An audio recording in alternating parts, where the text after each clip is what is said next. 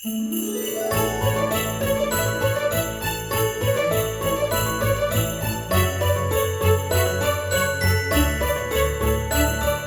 welcome to a Very Explosion Network Christmas, our podcast dedicated to the merriest of holidays, the festive season with films about Santa, snow, or being left home alone, time of year we all come together and celebrate commercialism. I'm your host, Asher Hobley, and joining me to help my heart grow 3 sizes of Christmas cheer is Dylan Black. Oh, ho, ho, ho. Back again, talking about Christmas stuff. Yeah. So this year is probably going to be a bit different. We'll be doing like a random all sort of a bunch of Christmas movies, because we don't have the structure that we've had these last couple of years with the Santa Claus TV series. No Santa Claus season 3. I haven't confirmed either way at any point, as far as I can tell. It would have been announced by now, though, right? But they could have said it's finished or cancelled, Yeah. more likely. But yes, today we're talking about the seminal Christmas movie, Gremlins. So please be aware we'll be freely discussing anything and everything about plot themes and ending of the movie. So if you haven't watched it, come back later. With that said, let's jump into Gremlins. What is it? It's your new pet. Number one, you gotta keep him out of bright light. Number two, keep him away from water. This is incredible. And probably the most important thing, don't ever feed him after midnight. Billy, what are these things? Gremlins.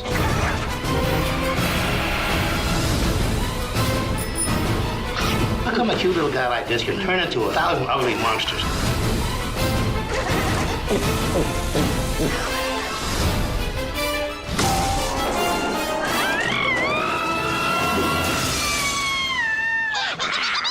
That was Mrs. Deagle. Directed by Dante, written by Chris Columbus, starring Zach Galligan, Phoebe Cates, Hoyt Axton, Polly, Holliday, Francis Lee McCain, with Howie Mandel. A young man inadvertently breaks 3 important rules concerning his new pet and unleashes a horde of malevolent, mischievous monsters on his small town. So, Dylan, you picked this Christmas movie to watch this week. Mm-hmm. Would you, on this rewatch, would you describe this film as a Christmas present, a stocking stuffer, or a lump of coal? Christmas present all the way. What was your thought process? Yes. Well, my first question is, have you seen this movie before? No, I have not seen the original Gremlins. What I've seen Gremlins 2. Okay, right. I was like, they haven't remade it, mate. I was just trying to think of something that I was like thinking about Christmas movies and trying to think of stuff that we haven't already done for this show. And I was like, well, we haven't done Gremlins. Like, Gremlins is, to me, a Christmas classic. This used to be on TV every year for Christmas. So I used to watch this so much as a kid. Like, Gremlins, my mum had a stuffed toy of Gremlins, and my brother was obsessed with it as a kid. Like Gizmo in our house was a mascot, you know? So that was my, I mean, that's what my thought process is. This is, to me, a Christmas classic. So I'm more intrigued by your thoughts, considering it's your first time watching it. So yeah, I'll say it's a Christmas present. You know, I don't know how much of a Christmas movie it is. Other than it is set at Christmas time. He gets Gizmo's a Christmas present. I mean, it's very before Christmas. He's getting a present. Yeah, it's an early present because he's alive. He can keep him wrapped up, but you know, I mean, like it's Christmas. Come on. Yeah, it's pretty. I guess pretty heavily Christmas. Gizmo wears a Santa hat. Like, what else do you want? Santa Claus gets attacked by a bunch of gremlins and dies on the street. Like, what the fuck else do you want? Yeah. So I've watched or seen Gremlins 2 a lot of times. That's the one that I feel like I saw on television a lot. Never saw Gremlins. I don't know whether it was a thing, you know. It just happenstance that the second one they always played more because it was newer and fresher and, you know, that kind of stuff. But yeah, Gremlins, the original film, never saw. Also, I was scarred by the Gremlins because at Warner Brothers Movie World, up on the down on the Gold Coast from where I am. For a long time, I don't know if they still do. They had a Gremlins ride or a Gremlins experience, where you would go watch like a short or something, and then the Gremlins would attack and take over the movie theater, and you have to escape through like a tunnel. And So stuff. good. Now watching this film, that experience makes more sense. But I was freaked out by that as a kid. I mean, thus, it's meant to thus freak you out, putting me off, renting it horror as a child movie, or whatever. anything that's horror related for the rest of your life. Yeah, it all comes down to Gremlins. Yeah. These fucked up monsters. I mean, Gremlins is like baby's first. It is a pretty, It's PG. it's baby's PG. first horror movie. It's PG, but as I'm watching this, it's kind of very fucked up that, No, well, so these are very clearly sentient creatures that are killing people.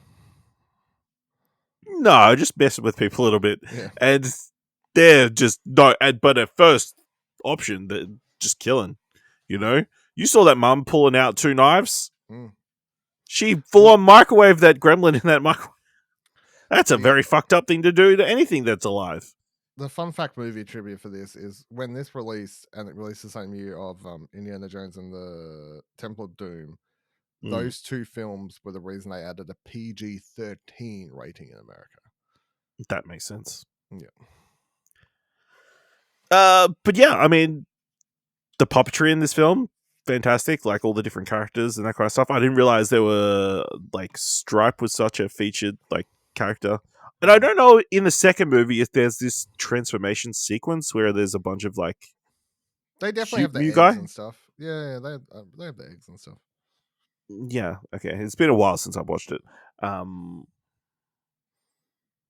yeah, I mean, very adorable, little gizmo, I can understand. Mugwai. I will say, I don't think the explanation, don't give it a bath, is enough of an explanation. I would say never get it wet. Keep it away from fucking water. Even the drop. Yeah, even the drop. I mean, the Gremlins lore itself, like, just raises a bunch of questions. Like, don't feed it after midnight. Like, yeah, they make fun of that in the second one. If you really what time zone? When can you start feeding it again? Correct. They make fun of that in the second one. Can it drink water? No, it doesn't drink. It doesn't drink at all. No liquids. No liquids. See, those ones, the don't feed after midnight, it's obviously just a rule they throw in. And then the second movie, they do realize and make fun of like how dumb that is because of time zones. They don't get water on it. That's fine. I can go with that rule because that's something that, like if you just go. I think every living thing needs to drink water. Yeah, but like it's a fictional thing, so I can just choose. Like if your rules, if you're saying this thing doesn't need water, I can survive. Like, that's fine. Whatever. It just needs food. Cool. Whatever. The one that they added, like how much water? Like, is it if the immunity gets really high and it's like there's a lot of moisture in the air? Doesn't matter. I don't think it matters. It's like liquid form. Yeah, it doesn't. Okay, must be nice. The thing about lights is definitely just that's the I know I've read about that before, where because like old school horror movies. To hide special effects, they were like, we need to film in darker scenarios, and then they just wrote into the plot it can't be in the light, so then they have to film it in darker areas to hide the effects. Like it's movie making magic. Yeah, absolutely. But yeah, lots of cool set pieces. But again, like he blew up an entire cinema. Waste, really. But waste. And like, what kind of fucked up message is that sending? All these sentient creatures, they just want to watch Snow White. Oh, yeah. Oh. And you just blow them up. Yeah. My favorite thing about this movie is it's like 70% or 60%. It's like a real movie where it's been paced out like a real monster movie. Once all the Gremlins come out, it's like 15 minutes of just like wacky hijinks. Yeah. And then it goes back to like, okay, well, now we got to like go back to a movie. But there's a period there where it's just like 2 minutes of this scene cut to 2 minutes of them doing this, 2 minutes, like it's just wacky hijinks for minutes. Yeah. I mean, the tone is set very early by the dad, who is an inventor in quotation marks. And he's crazy. He makes the inventions impossible quotation marks possible. from his bath buddy. No, was it bathroom buddy? I think it is, which is an all you need thing to travel, which apparently is weighs less than all those individual things combined. Well, it makes me think. Yeah, so like if you have like one of those things, like I've got one, here somewhere, nail clippers, what a fuck, like all Yeah. that sort of shit, right? That you can travel with. I'm like, when this movie made, but something like that not invented? Was it Is that why really it's a big? bit? I don't know. Was it the toothbrush not? Because that thing looks big like enough? a Rubik's cube, like Yeah, it looks hefty. yeah. And all the cuts to his convention, where the freaking robot from Lost in Space is rolling around all over the place. Yeah. Fucking wild. And then all his other crazy inventions around the house, like the coffee fucking machine, invented those before they were coffee. invented. Yeah, I guess that was ahead of its time. Automatic coffee The machine. juicer, Juicer, yeah. Unfortunately, none of it works. I appreciate that juicer scene because you can tell that someone's just gone into that room and just sprayed juice everywhere. And they Like- was waiting for it to hit. You Yeah. could tell the actor was like, "He's Yeah. going to hit me any second now." Yeah. Can I tell you what I think is the most jarring moment of this movie? Sure. It's when what's her name? The girlfriend? Phoebe Cates explaining why she doesn't love Christmas. It's because her dad dressed up Santa Claus, came down the chimney, but fell and cracked his neck, killed himself. Like, one, that's a pretty dark tone for a child's movie. But also, how dumb do you need to be to go down the chimney? Chimneys are pretty prominently like skinny. Like, most people can't go down them. That's why Santa Claus is so magical and he can come down the chimney. And you say he's holding all these presents while he's trying to come down the chimney. He was going to crack his neck eventually, is what I'm saying. But yes, very jarring, So adult, sad moment. And out of nowhere, blurted out. apparently, Steven Spielberg, who's executive producing the film, wanted that scene deleted in the initial because he was like, That makes sense. He was like, this does not fit the movie at all. This is like way too intense.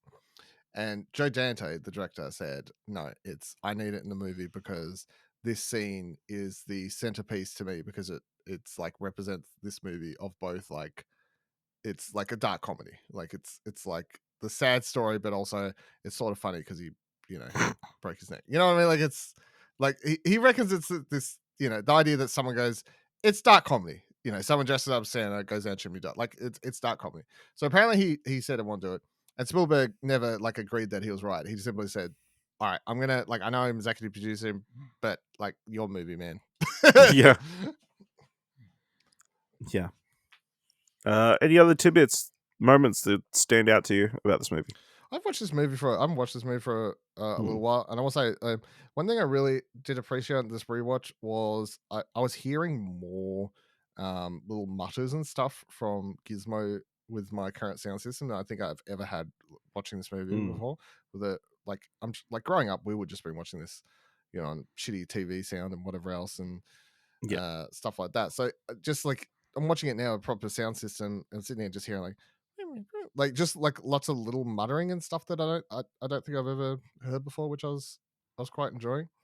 And I don't think I've ever really realized that right at the end, like he comes out and says bye to Billy or whatever, but then also as they're like walking off the porch, you hear Gizmo go bye bye woof woof, which I thought was the funniest little thing. So yeah, it's kind of sad that he just randomly finds him. Well, I guess not randomly. They saw that like all these gremlins attack this town. yeah, it's good. Like, I got to get my fucking gotta get my Magway back. Mogwai back.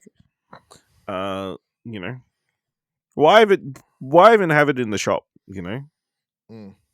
Keep it at home if you're not going to let people have it. Yeah, it's like everything's for sale apart from the thing in the background going, boop, boop. Like except for the most adorable thing possible. Yeah, the most adorable and thing that people will definitely want to check out. Like, let's just not sell that. But I mean, you can see why. Yeah. Apparently, Mogwai is. I can't remember. I think it just means devil. It just means devil in Cantonese. Yeah. Cantonese. Yeah. There you go. So adds up. But I mean, I had a lot of fun with the rewatch.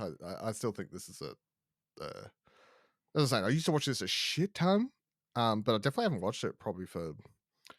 I'd feel comfortable to say probably between 8 to 10 years, to be completely honest. Like since I last watched it, so it's been a while, but I still had a really, really great time watching this, and it was one of those movies where it fits into that thing of where I have such a history with it that it just felt like, it just felt really nice to rewatch, because as much as you would be like, oh, this is no nice Christmas movie, but I mean, this growing up with it, so it's like part of my childhood Christmas story, I guess. But also, like, this movie to me isn't like, I know there's people getting killed or whatever, but it's so tame. Like it's a fun movie.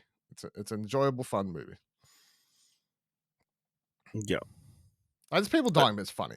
Like If people die, there's people getting attacked with a fucking excavator at one stage in this movie, but it's funny. You know what I mean? Like, it's funny. What was the other thing that distracted me? The little kid who comes to his house.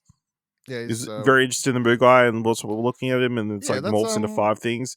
And then he's like, I'm not interested anymore. I'm just going to read comic books. That's Corey Feldman. That's crazy. Yeah. Okay. Anything else you want to talk about Gremlins? You know, obviously, massive impact. They've tried to bring it back recently. Like They had the animated series recently. The animated show. Disney. Obviously, massive hit. Launched the careers of Christopher Columbus and Joe Dante. You know. No, it made me want to rewatch the second one. I don't know if I'll have time to fit that in, but yeah. That's not Christmas themed, is it? I don't think so. I mean, I could be wrong. I always just think the first one's 100% Christmas themed, but I don't know if the second one. If the second one is set at Christmas, they definitely don't do as good a job. No, that was well. I can't see Christmas mentions from this quick. There you go. Yeah, so probably not then. Here's an interesting fact. Do you think Gremlins 2 did better or worse than the first movie? Money-wise? Is what I mean? I mean, I'd presume it did better. So the original Gremlins made $212 million. Gremlins 2 made $41 million in the US, Canada. What? Yep. It's a bomb. Box office bomb. That's wild. Was it just that is wild. Too many years between releases, or it came out in a terrible time, or there has to be something more to that. I mean, it was really 6 years later. Yeah. There has to be something more to that. Like, they put it up against a massive movie or something. That's really weird. It released the same day as Dick Tracy. Yeah, that might do it. Don't know. Yeah. Dick Tracy's massive. Interesting. Yeah, Dick Tracy big hit. Yeah, don't know. Very odd. Considering it's like, that's really... Again, I watched the second movie so many more times than maybe because they played it so much, they'll try and make the money back. All right, let's know what you thought of Gremlins by going to explosionnetwork.com/Twitter, jump into our Discord at explosionnetwork.com/Discord, or find us on anywhere on social media at Explosion Pod. If you want to help us out here at a very Explosion Network Christmas, leave us a review on Apple Podcasts, on Podchaser, leave us 5 stars, then you can leave 5 stars, or just tell people about our show. And if you like this episode, thought it was worth $1, head on over to our Ko-fi page at explosionnetwork.com/support. Thank you very much for listening. Until next time, remember, never feed your moo guy after midnight.